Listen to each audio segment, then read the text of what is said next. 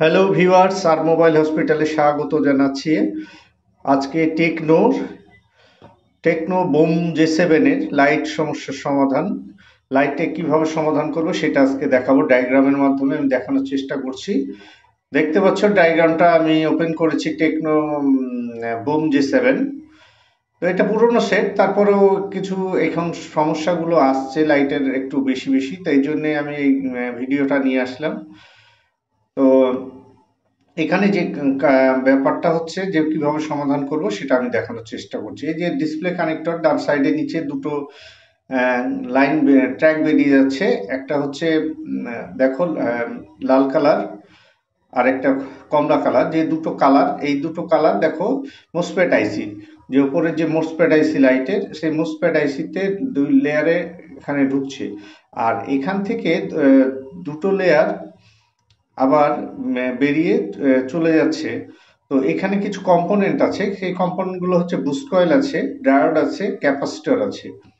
এই মোসফেট আইসির পাশেই এই কম্পোনেন্ট গুলো আছে। কম্পোনেন্ট গুলোর মাধ্যমে যা হোক ভোল্টেজটা সার্কুলেশন হচ্ছে।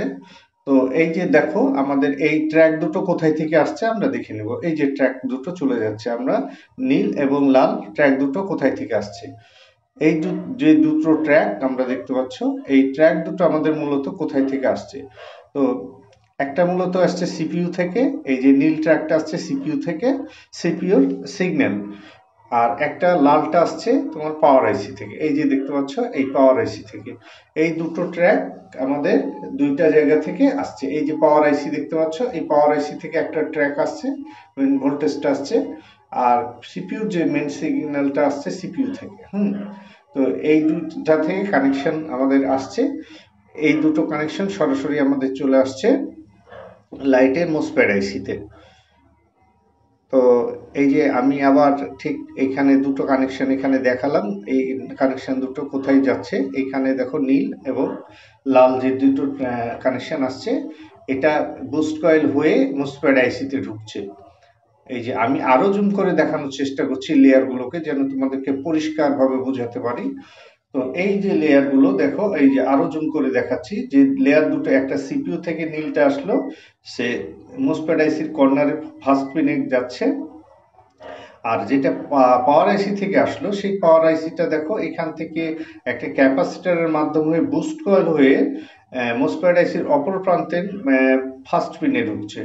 এই যে দেখো এইটা আসছে সিপিইউর, এই যে সবুজ আমি যে নীল লাইনটা আমি দিলাম, এটা হচ্ছে সিপিইউ থেকে আসছে এই সিগন্যালটা।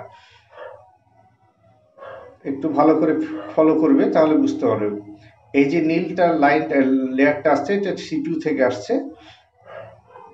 আচ্ছা, এই সিপিইউ থেকে আসার পরে এসে মোসফেট আইসির ফার্স্ট পিনে যাচ্ছে।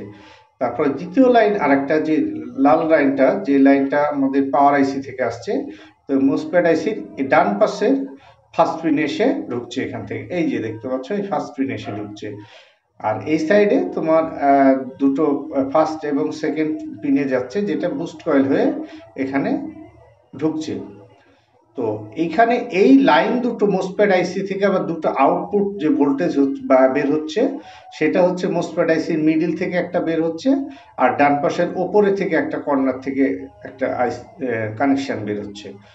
তো এখানে দেখো উপরের যে কানেকশনটা, এই যে উপরের কানেকশনটা ডান পাশের উপরে, এই যে আমি সবুজ একটা লেয়ার দিলাম, এটা হচ্ছে লাল লাইনটা চলে আসলো একটা লাইন ডিসপ্লে কানেক্টরে। আর আরেকটা মাসপ্যাডের যে মিডিল থেকে আসছে আরেকটা লাইন আসলো, এই লাইন দুটো মূলত ডিসপ্লে কানেক্টরে আসছে, এখান থেকে মেন ভোল্টেজটা আসছে। এইভাবেই কাজটা আমাদের সম্পাদন হচ্ছে। তাহলে মূলত এই ভোল্টেজ যে সিপিইউ থেকে আর যে পাওয়ার আইসি থেকে আসছে, এই ভোল্টেজটা আমাদেরকে প্রথমত চেক করে নিতে হয়। তারপর মোসফেট আইসির যে কম্পোনেন্টগুলো সেগুলোকে আমাকে চেক করতে হবে। তারপরে মোসফেট আইসি ঠিকভাবে ভোল্টেজটা কাজ করছে কিনা সেটাও আমাদেরকে চেক করে নিতে হবে, তাহলে আমাদের সমস্যাটা সহজেই সমাধান হয়ে যাবে। তাই হোক, যদি আমার ভিডিওটা ভালো লাগে আমার চ্যানেলটি সাবস্ক্রাইব করে দিবে এবং নোটিফিকেশন বেলটা অন করে দিবে। সবাইকে ধন্যবাদ জানাচ্ছি।